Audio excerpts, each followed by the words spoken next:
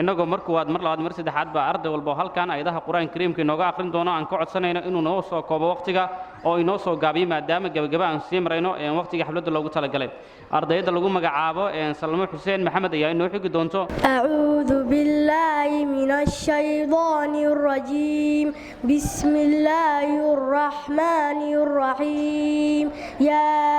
أيها النبي اتق الله ولا تطع الكافرين والمنافقين إن الله كان عليما حكيما واتبع ما يوحى إليك من ربك إن الله كان بما تعملون خبيرا وتوكل على الله وكفى بالله وكيلا ما جعل الله لرجل من قلبين في جوفه وما جعل أزواجكم اللائي تظاهرون منهن أمهاتكم وما جعل أدعياكم أبناءكم ذلكم قولكم بأفواهكم والله يقول الحق وهو يهدي السبيل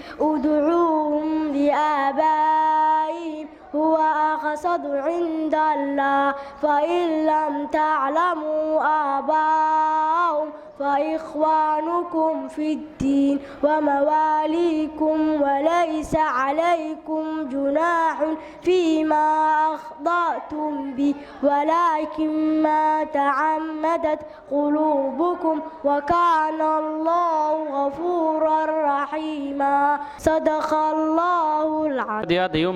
ardaydaas lagu magacaabo Salmo oo kamid ah ardayda maanta halkaan ku qalin jabinaysa waxna ka baratay macadka Imaamul Haramayn sida aad maqlayseen ayadaha Quraanka Kariimka codkeeda inoogu aqrinaysay